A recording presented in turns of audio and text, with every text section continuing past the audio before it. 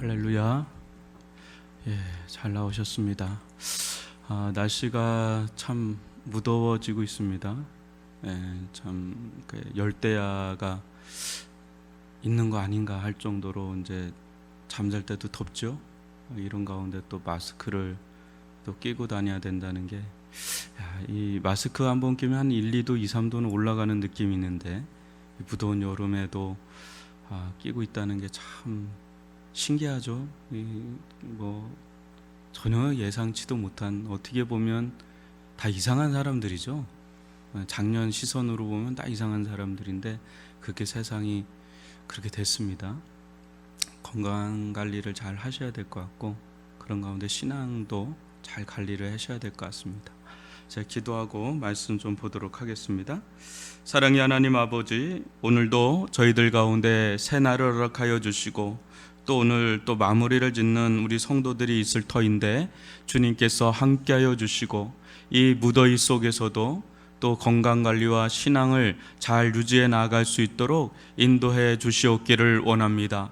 우리의 삶이 우리에게 있지 않음을 날마다 고백하게 도와주시고, 하늘을 우러러 우리 하나님만을 바라보며 나아가는 믿음의 친백성들 되게 하여 주옵소서. 저희들 가운데 깨어있는 영성을 허락하여 주시옵기를 원하며, 우리 자녀들 가운데 학업의 길이 참 어려운 가운데 있습니다. 특히 고3 수험생들 한 사람 한 사람들을 붙들어 주시옵고, 그 마음을 붙들어 주시고 지혜와 총명과 명철 넣어 주어서 하나님 이 마땅히 받아야 될 교육을 잘 진행해 나아갈 수 있도록 우리 자녀들을 붙잡아 지켜 주시옵소서. 또 아버지 하나, 우리 한우분들과 아울러 우리 어르신들 이 무더위 속에 건강 잃어버리지 않게 도와주시되 온전한 치유 회복의 역사가 일어날 수 있도록 인도하여 주시옵기를 원합니다. 하나님, 주님의 몸된 교회가 든든하게 서나가기를 원하며, 하나님 우리 또 직장인과 또 자영업자들 가운데 주님께서 위로하여 주시고 이 어려운 시국을 잘 헤쳐나갈 수 있는 지혜와 힘과 돕는 손길을 더하여 주시옵기를 원합니다. 오늘도 저희들 가운데 말씀하여 주시고, 그 말씀 우리의 기도의 제목이 되게 도와주시고 삶의 길이 되게 하여 주옵소서. 예수님의 이름으로 기도합니다. 아멘. 오늘 말씀 좀 보겠습니다. 시대의 표적을 분별하라 라는 제목으로 한번 말씀 보겠는데요, 마태복음 16장 1절로 4절입니다. 마태복음 16장 1절로 4절인데요, 제가 말씀을 봉독해 드리도록 하겠습니다. 바리새인과 사두개인들이 와서 예수를 시험하여 하늘로부터 오는 표적을 보이기를 청하니, 예수께서 대답하여 이르시되 너희가 저녁에 하늘이 붉으면 날이 좋겠다 하고 아침에 하늘이 붉고 흐리면 오늘은 날이 굳겠다 하나니, 너희가 날씨는 분별할 줄 알면서 시대의 표적은 분별할 수 없느냐? 악하고 음란한 세대가 표적을 구하나 요나의 표적밖에는 보여줄 표적이 없느니라 하시고 그들을 떠나 가시니라. 아멘. 이 말씀에 보시면 이 바리새인과 사두개인들이 하늘로부터 오는 표적을 구하는 장면이 나옵니다. 여러분, 그러면서 예수님께서 그런 얘기를 하시죠. 너희가 날씨는 분별하면서 이 시대의 표적을 분별하지 못하느냐? 그런 얘기를 하시면서 이 악하고 음란한 세대가 표적을 구하나 요나의 표적밖에는 보여줄 표적이 없느니라. 이 표적, 이 기적, 이사, 권능 이런 거라고 말할 수가 있는데 많지요. 예수님께서 행하시고자 한다면 많죠. 그리고 많이 행하셨고요.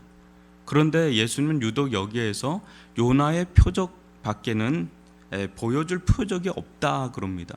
그러니까 단연 독보적인 표적이라는 거죠. 여러분, 요나의 표적이 뭡니까? 잘 아시다시피 요나를 바다에 빠뜨리고, 또 빠진 요나를 큰 물고기가 요나를 삼킨 상태에서 3일 주야를 그 물고기 뱃속에 있죠. 그러다 다시금 토해내서 나오는 그 장면입니다. 이게 우리가 다 연상이 딱 되죠. 무엇을 의미하는지. 예수 그리스도의 십자가 부활 사건을 의미하는 거죠. 그것이 예수님께서 이 땅에 보여줄 최고의 단연 독보적인 그런 표적이다. 그거를 봐야 된다. 그걸 이제 행하는 이유는 그걸 보라는 거죠. 세상 가운데 모든 사람들이 봐야 될 독보적인 유일무이한 표적이 하나 있다면 십자가 달리신 예수님, 또 무덤굴을 굴리고 나오신 부활하신 그 예수님, 또 그 사건이 의미하는 바를 깨달아 아는 것, 이제 그거라고 할 수가 있겠습니다. 여러분, 코로나19가 우리에게 다가온 지가 뭐 4개월 접어드는 것 같아요. 2월달 어간부터, 그죠? 1월 말부터 시작하면 한 5개월 됐나요? 근데 우리 일상 가운데 쏙 다가온 건 한 3-4개월 된 것 같다는 생각이 드는데도 꽤나 긴 시간이 지난 것 같을 정도로, 여러분, 코로나19 속에서 여러분들은 어떤 메시지, 뭘 이렇게 좀 분별하고 있는지 좀 궁금합니다. 아마 제각기 많은 생각을 하게 되죠. 또 세상에서도 끊임없이 나오죠. 책이 막 쏟아져 나오죠. 코로나19가 이유는 어떻게 우리가 해야 되고, 어떻게 대처해야 되고, 어떤 길을 모색해야 되고, 앞으로 어떤 일이 일어날 거고, 막 지금부터 이제 막 쏟아져 나와요. 이제 3-4개월, 4-5개월 하니까 그간에만 이제 이 전문가들은 발빠르게 이제 보이는 거죠. 주로 좀 경제적인 거죠. 또 사회 지표적인 것들, 막 이런 것들에 대해서 막 나오는데, 일명 그런 부분도 상당히 일리가 많을 거예요. 그죠? 또 역사적인 또 배경 속에서 통계학적으로 접근하는 사람들 다양하게 이걸 봅니다. 그런데 우리 교회는 이 부분을 좀 어떻게 봐야 되나? 조금 더 다른 시선이 좀 있어야 되지 않겠어요? 제가 얼마 전에 남극의 눈물이라는 다큐멘터리를 이렇게 보는데 너무 마음이 막 아프더라고요. 눈물이잖아요. 그리고 아마존의 눈물이라고 여러분들 좀 들어봤을 거예요. 다큐멘터리 오지로 들어가서 이제 남극에서 일어나는 일들을 생생하게 한 1000일 정도, 한 3년을 이렇게 찍으면서 나오는 이런 것들 쭉 보는데, 이미 이제 10년 전이거든요. 그런데도 어마어마하게 많은 재해가 와 있었어요. 경고였어요, 그때도. 근데 지금 10년이 지났거든요.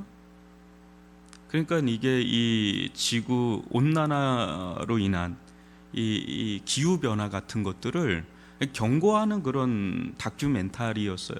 근데 지금 이미 10년이 지났고, 그때만 해도 크릴이라고 하는 어떤 알약 같은 거 있잖아요. 그런 게 나오지 않았을 때인데, 지금은 TV를 틀면 다 크릴입니다. 근데 그 크릴이 다 고래 먹이잖아요. 근데 그걸 인간이 이제는 어마어마하게 지금 먹고 있는 거거든요. 그러니까 이제 이런 속에서 우리는 뭘 봐야 되는가라는 거죠. 저는 코로나19가 하나의 전조 현상이라는 생각이 자꾸 들어요. 그러니까 이게 진짜가 아니라, 진짜가 이것도 진짜죠. 근데 이거하고 이거에 이상되는 것들에 대한 미리 이제는 이런 경고, 이런 게 있을 수 있다, 이런 게 온다, 이런 게 있다, 이런 게 올 거다, 이거를 미리 사이렌을 울리는 듯한 그런 느낌을 좀 받는 거예요. 근데 이 부분을 우리가 충분히 습득을 해서 이거를 돌이키는 방향으로, 또 다른 방향을 잡지 않고 가던 방향을 계속 유지한다면, 그러면 제가 볼 때는 이거는 이제 재앙이 더 쓰나미처럼 밀려 들어오는 포문을 좀 여는 게 아닌가. 세상에서도 제가 볼 때는 신자는 아닙니다. 그러나 그런 전문가들, 최고의 전문가들 중에서 굉장히 시대적인 경종을 울리는 그런 메시지를 던지는 사람이 있어요. 근데 그런 것들은 경제적인 지표에 묻혀버리고, 이 경제가 중요하니까 이쪽에 이제 힘을 받는 거죠. 그러면 계속 이게 진행이 되는 그런 흐름으로 가고 있는 걸 보면 매우 안타깝습니다. 여러분, 세상에서도 그렇고 교회에 주는 메시지는 뭔가?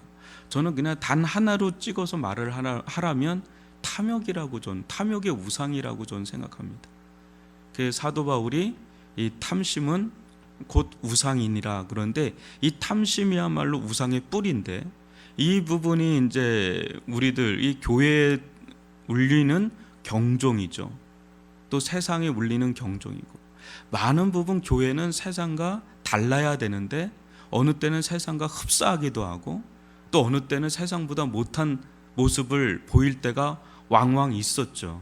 그 중심에는 이 세속화되어 있는 그 세속화의 중심에는 이 탐욕이라는 게 있죠. 이 탐심이라는 게 있죠. 그것도 그리스도인이라고 하는 자들 안에 있단 말이죠. 근데 이런 부분에 대해서 교회도 하나님은 제가 볼 땐 채썰기하는 것 같다는 생각을 해요. 그러니까 믿음을 정말 이제 진짜 뿌리가 있는 믿음인가 그런 거에 대해서 이제는 채썰기를 계속 하는 거 아닌가라는 생각을. 근데 이건 1차 채썰기 같다는 생각을 하는 거죠. 여러분 요한계시록에 보면 이런 거하고는 비교할 수 없는 대환란들이 계속 나오죠. 그런데 거기에도 보면 하나님께서 보여주는 가장 이 비전, 이상, 능력, 권능 그게 다 뭘로 기결되냐면 죽임당하신 어린 양으로 기결되는 것을 요한계시록을 보면 아실 겁니다. 뭐 엄청난 대환란과 그런 게 와도 뭐 하나님이 우르르 꽝꽝해서 뭐 건져내시고 이런 게 아니라 거의 뭐 이제 순교당하고 막 그러죠. 근데 끝까지 믿음을 지킨 자들에 대한 이야기들이 쭉 나오는데 그 중심에는 어린 양 되시는 예수의 죽음이 계속해서 나오는 걸 보게 돼요.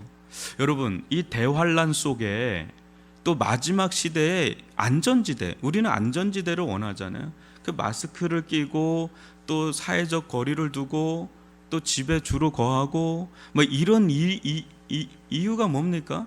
안전을 추구하는 거잖아요. 생명을 보호하는 길이잖아요.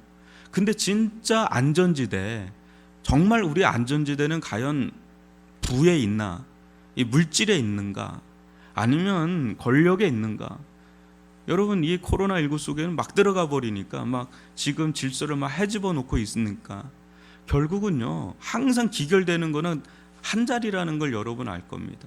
아, 예수 그리스도 그분이 보이는가라는 거죠. 그분이 보이는가. 저는 예수가 여러분들 보이시나? 우리 교회 3대 비전이죠. 목회 철학이라고도 할 수 있는 예수가 보이는 교회, 예수를 따르는 교회, 예수가 부응하는 교회. 여러분들 이 말을 깊이 생각을 많이 해보셔야 되는 말들이에요. 예수가 보인다는 건 여러분 뭘까요? 예수가 보인다는 것은 예수가 지금 나를 압도하고 있는가라는 거예요. 환경도 있죠. 또 어떤 사건도 있을 겁니다. 또 사람들과의 관계도 있을 겁니다. 근데 그런 가운데 예수가 나를 압도하고 있는가? 또 예수의 말씀이 나를 압도하고 있는가? 뭐 수많은 말들이 있죠.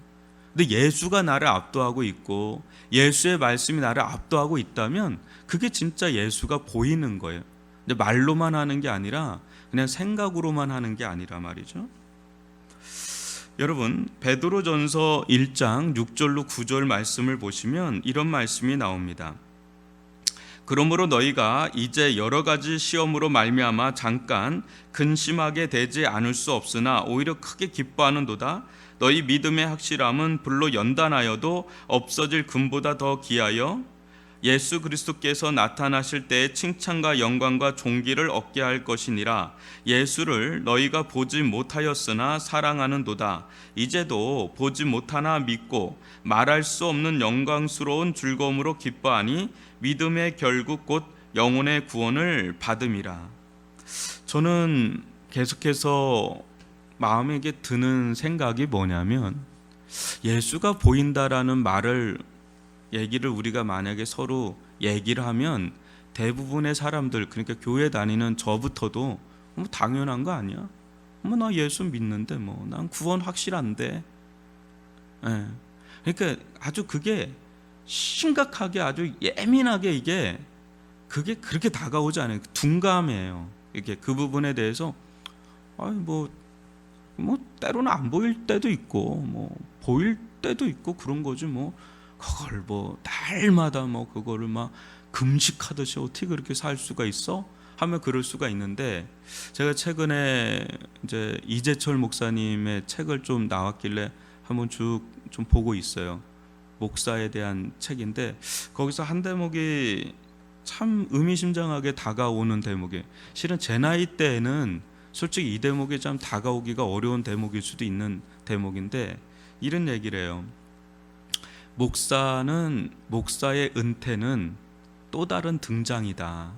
그 대목이 이렇게 한 챕터에 있어요. 그래서 그 대목을 이렇게 보는데 그분 이제 은퇴하셨잖아요. 그래서 수많은 그냥 이제 목회자들을 봐왔으니까 뭐 개척교회에서부터 초대형 교회까지 수많은 목회자들을 봐왔는데 이제 결론을 내린 거죠. 본인이 목사의 은퇴는 새로운 등장이구나. 이게 무슨 말이냐면 그 사람의 마지막 은퇴 이후의 모습, 은퇴할 때의 모습과 은퇴 이후의 모습이 그 사람의 신앙을 여지없이 보여주는 자리라는 거예요.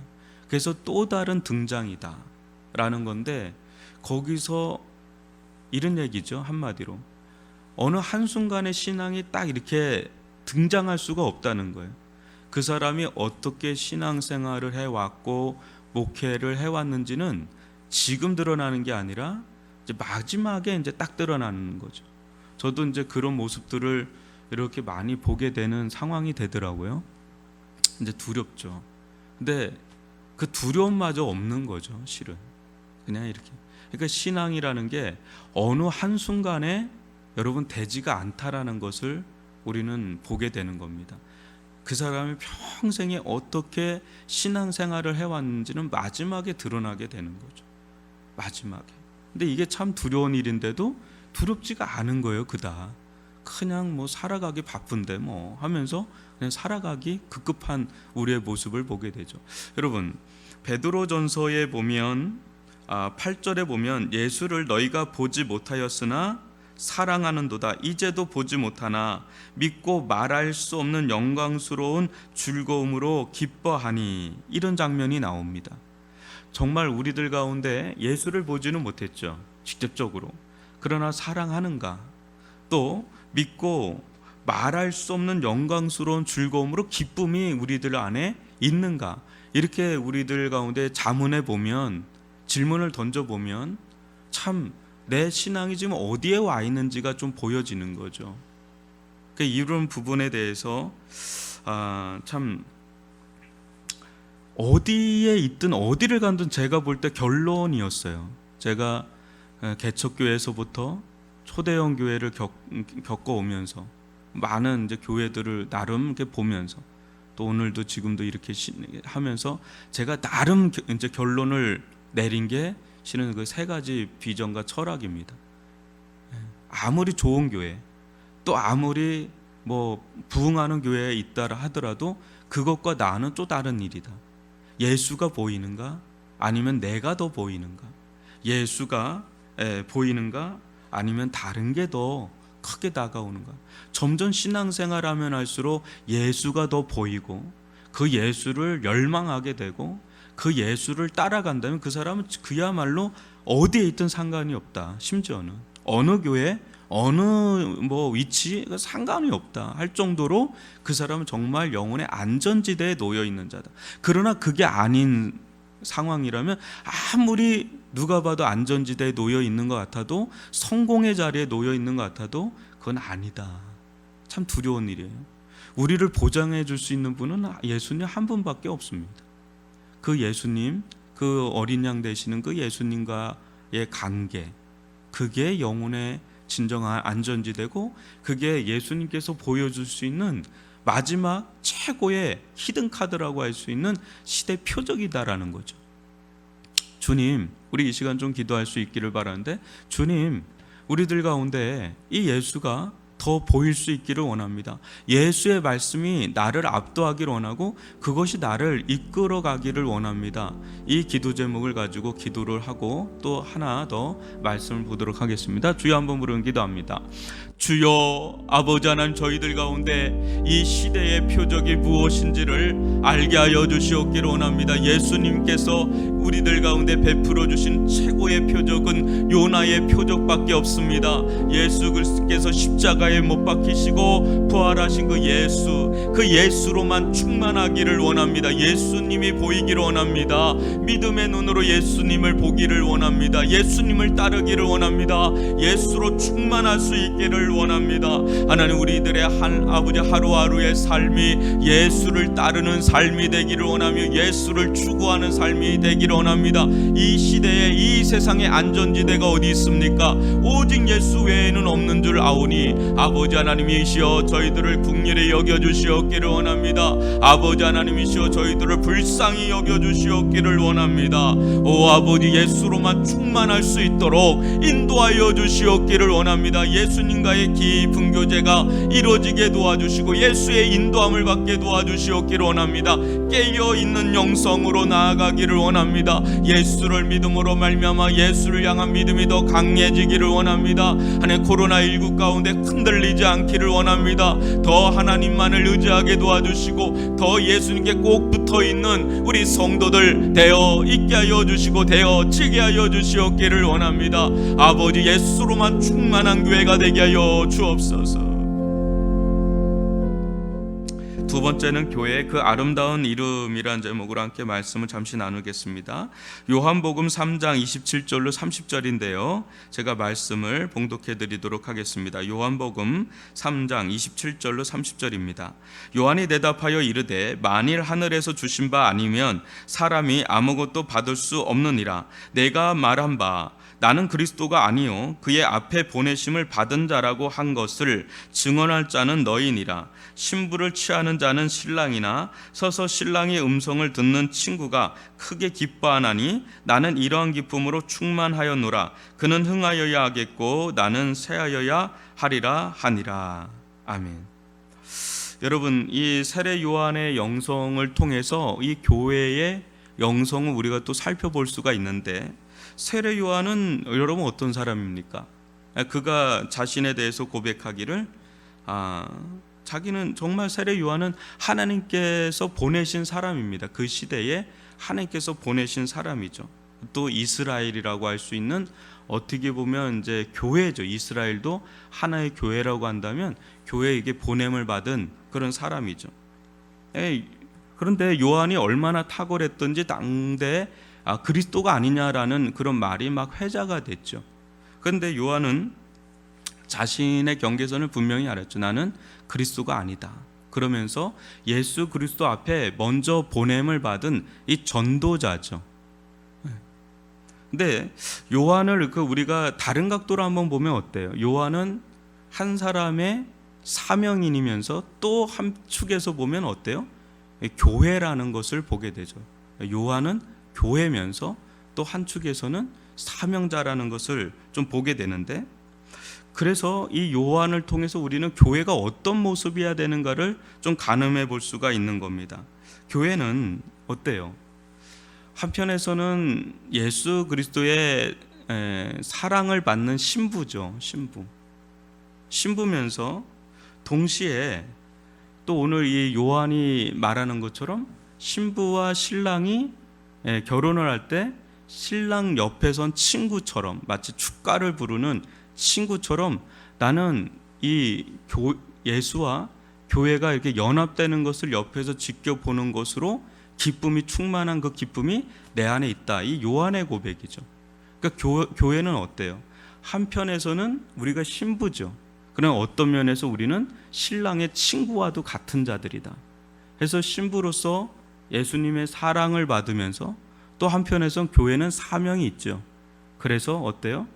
누군가 예수를 믿지 않던 누군가가 예수와 연합하는 것을, 구원받는 걸 볼 때 그 기쁨은 이루 말할 수 없는 기쁨이 또 교회 안에는 있죠. 성도들 안에. 내가 전도한 사람, 또 내가 전도하진 않았지만 섬기는 사람, 또 누군가가 정말 예수를 만나서 너무너무 막 은혜를 받고 그 생명을 받고 구원받은 그 기쁨의 고백을 막 할 때 우리의 기쁨은 이루 말할 수 없는 기쁨이 막 밀려 들어오죠. 그게 요한이 경험했던 기쁨이고, 또 교회가 예수의 신랑의 친구로서 경험할 그런 기쁨이 되는 거죠. 그런데 여러분 어때요? 요한의 이제 마지막 고백은 우리가 너무 잘 아는 거죠. 그는 흥하여야 하겠고 나는 새하여야 하리라. 이게 뭐예요? 정말 요한의 열망이죠. 그가 예수가 흥하면 흥할수록, 예수가 부흥하면 부흥할수록 요한은 이제 새하지만 기쁨은 이루 말할 수 없는 기쁨이죠. 죽어도 좋을 기쁨일 정도의 기쁨이 요한 안에는 있는 거죠. 여러분, 교회 안에 기쁨은 뭘까요? 정말 교회 안에 있는 기쁨은 뭘까요? 교회 안에 진짜 기쁨은 예수가 부흥하는 기쁨이에요. 근데 이 부분이 매우 예리하게 분별이 돼야 되는 기쁨이에요. 우리는 진짜 예수가 부흥해서 오는 기쁨을 경험하고 있는지, 아니면 다른 요소가 막 일어나는 것으로 인해서 기뻐하고 있는지, 또 어떤 요소로 내 기쁨을 잃어가고 있는지, 진짜 예수가 내 안에서 역사하지 않는 것으로 인해서 기쁨을 잃어버리는 건지, 아니면 다른 요소가 잘 안 되는 것으로 인해서 기쁨을 잃어버리는 것인지를 잘 분별할 필요가 있다라는 겁니다. 제가 쭉 경험을 해본 바로는 이제 이런 부분 때문에 제가 그 세 가지 어떻게 보면 기도 제목이면서 목회 철학이 되면서 또 어떻게 보면 비전이 되는 게 그거예요. 뭐 여러 가지 목회 비전도 있고 목회 철학도 있고 막 있잖아요. 무슨 말씀이 중심인 뭐 여러 가지 있어요. 근데 모르겠습니다. 제가 지금까지의 결론은 이게 가장 안전하고 탁월한 교회다. 제가 이렇게 볼 때 어떤 탁월한 목회자가 있으면 그 교회는 습니다. 그죠? 아주 이제 탁월한 교회가 됩니다. 근데 그보다 더 탁월한 교회가 있겠죠. 어떤 교회일까요? 그 목회자가 없어도 교회 자체가 예수로 중심이 된, 예수가 중심이 돼서 그 교회 자체가 어떤 한두 사람에 의해서 일희일비하거나 좌지우지 되는 게 아니라 예수로 그냥 중심이 돼서 예수로 충만한 그런 교회가 된다면 그야말로 그 교회는 가장 탁월한 교회입니다. 제가 볼 때는 모르겠어요. 아직까지는 잘 모르겠지만 그냥 기본적으로 느낌상은 그냥 온누리교회가 좀 그런 교회 중에 하나가 아니었겠나. 이제 하영조 목사님 목회를 이렇게 좀 보면서 여러 가지 볼 때 이런 얘기를 했었거든요. 예전에 살아생전의 얘기입니다. 이 교회는 내가 없어도 돌아가는 교회다. 내가 없어도 갈 수 있는 교회다. 왜? 거기 중심에 있는 그룹들이나 모든 사람이 다 그 교회에 주신 비전이 있는 거예요. 그 비전과 철학, 그것이 그 교회를 움직이는 메커니즘이 되는 거예요. 어떤 사람이 아니라. 사람이 중심이 된 교회가 아니라 그 사람이 아무리 탁월한 하나님의 사람이라 하더라도, 그러니까 나는 새어야 하리라는 거죠. 근데 예수가 이제 중심이 돼서 예수로 중심이 된 사람들, 예수가 보이는 성도들, 예수를 따르는 성도들, 예수가 부흥하는 성도들, 그런 성도들의 모임인 그 교회가 저는 이 세상에서 가장 탁월한 교회라고 봅니다. 사이즈 상관없어요. 그런 교회를 저는 꿈꾸게 되는 거죠. 사람이 아니고 예수가 보이는, 예수의 말씀이 압도를 하고 이끌음을 받는 그런 교회. 거기가 저는 가장 안전한 교회라고 봅니다. 세상에서 가장 안전한 교회다. 그렇게 우리 영혼이 만만하지가 않습니다. 네. 베드로 아까 고백을 봤죠. 믿음의 결국은 곧 영혼의 구원이다 이렇게 나오는데, 그 베드로가 말하는 믿음과 우리가 생각하는 믿음하고 차이가 난다는 걸 여러분 좀 느끼실 거예요. 그러니까 성경에서 참된 믿음이 우리가 생각하는 믿음하고 약간이 아니라 많은 차이가 난다는 걸 좀 느끼셔야 된다고. 예리하게 느껴야 이 시대를 이제 걸어갈 수가 있어요. 이런 부분에 대해서 경각심을 가지고 날마다 우리 믿음을 좀 체크를 해야 돼요. 나는 제대로 가는 믿음인가? 제대로 가는 신앙인인가? 우리 교회는 어떤 교회로 가고 있는가? 근데 그런 거를 이제 하기 위해서 수없이 많은 이제 사역과 이제 노력들이, 에너지가 많이 필요하죠. 그래서 여러분, 교회는 정말 아름다운 이름이 있어요. 근데 가장 아름다운 교회는 우리는 예수 안에서 죽고 예수가 우리들 안에서 막 횡행하는 거예요. 어떤 막 목사, 장로, 권사, 뭐 집사 뭐 이런 사람들이 막 힘을 내는 그런 교회가 아니라 또 뭐 그런 게 안 되면 또 쭈그러들고 이런 게 아니라 그냥 예수가 있으니까 교회 안엔 예수가 있잖아요. 그 예수가 더 충만하고 예수가 더 드러나고 그 예수가 가신 길이라 하면 예수가 하신 말씀이라면 그냥 순종해서 가는 그런 교회. 그 교회는 예수가 보이죠. 예수가 중심이 되죠.